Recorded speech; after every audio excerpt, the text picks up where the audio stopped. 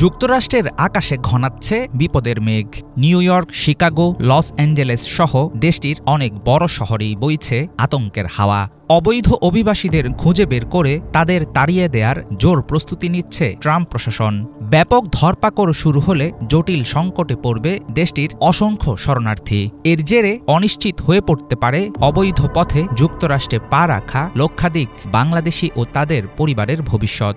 এমন পরিস্থিতিতে প্রশ্ন উঠেছে, আগামীতে কি আমেরিকার মতোই কঠোর হবে আন্তর্জাতিক অভিবাসন নীতি? সাম্প্রতিক বছরগুলোতে পৃথিবী জুড়েই বেড়েছে অবৈধ অভিবাসী আটক ও তাদের নিজের ভূখণ্ডে ফেরত পাঠানোর প্রবণতা। ট্রাম্পের দেয়া ঘোষণা অনুসারে যুক্তরাষ্ট্রে শরণার্থীদের বিরুদ্ধে কড়াকড়ি চলতে থাকলে কি ঘটবে শেষ পর্যন্ত কারো কাছেই নেই সেই উত্তর। শরণার্থী ও দীর্ঘদিন ধরে বসবাসকারী অভিবাসীরা বর্তমান অবস্থার সাথে খাপ খাওয়াতে পারছে না। তাদের দুশ্চিন্তা, উদ্বেগ, ভয় থেকেই যাচ্ছে। সবসময় ভাবছে, এখন কি করব, এরপর কি হবে, কি হতে চলেছে। এসব প্রশ্ন তারা করতেই থাকে, কিন্তু আমার কাছে কোনো উত্তর নেই। এই ব্যাপারটি পরিস্থিতি আরও খারাপ করে তুলছে। উত্তর পাওয়ার আশায় অভিবাসীরা আমার দিকে তাকিয়ে আছে। সাধারণত আমার কাছে কোনো না কোনো সমাধান থাকে, কিন্তু এখন আমার বলার মতো কিছুই নেই। New York Times, Wall Street journal সহ প্রভাবশালী মার্কিন গণমাধ্যমে প্রকাশিত অভিযানের খবর অভিবাসীদের মাঝে ছড়াচ্ছে ভয় ও উত্তেজনা। সংশ্লিষ্ট বিশেষজ্ঞরা বলছেন, এমন জোরপূর্বক বিতাড়ন ও আটকের পরিবেশ তৈরি হলে সেটা কেবল শরণার্থীদের জীবনকেই নয়, যুক্তরাষ্ট্রের বিভিন্ন সেক্টরকেও ফেলবে গভীর সংকটে।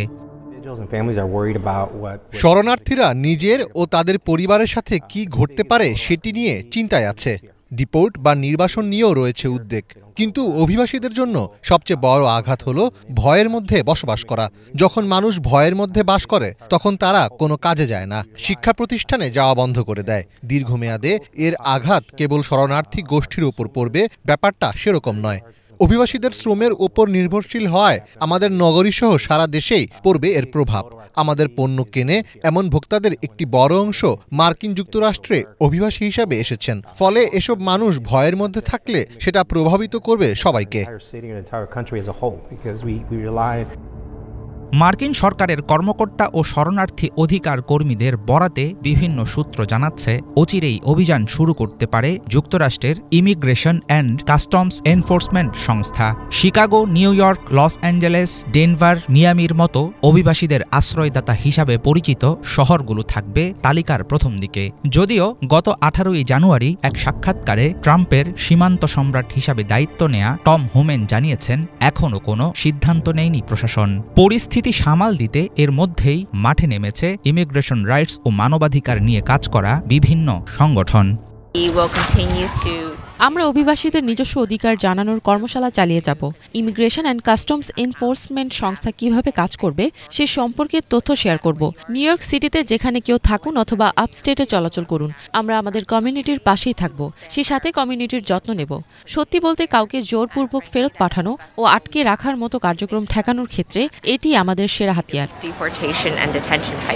অভিবাসীদের স্বর্গরাজ্য হিসাবে একসময় সুনাম থাকলেও ইদানিংকালে ক্রমেই রং হারাচ্ছে আমেরিকান ড্রিমস। অবৈধ বিদেশিরা আমেরিকার রক্তকে বিষাক্ত করে তুলেছে বলে মন্তব্য করেছিলেন নবনির্বাচিত প্রেসিডেন্ট ডোনাল্ড ট্রাম্প। নির্বাচনী প্রচারণায় ট্রাম্প জানিয়েছিলেন, ক্ষমতায় এসেই আমেরিকার ইতিহাসে সবচেয়ে বড় অভিবাসী বিতরণ কর্মসূচি চালু করবে তার সরকার। ট্রাম্পের কঠোর অভিবাসন নীতি ও বিতর্কিত নানা পদক্ষেপ দেশটির শরণার্থী সমস্যার সমাধান করবে নাকি সৃষ্টি করবে নতুন সংকট, সেটা দেখার জন্য থাকতে হবে অপেক্ষায়। হাফিজুল ইসলাম, বাংলা ভিশন।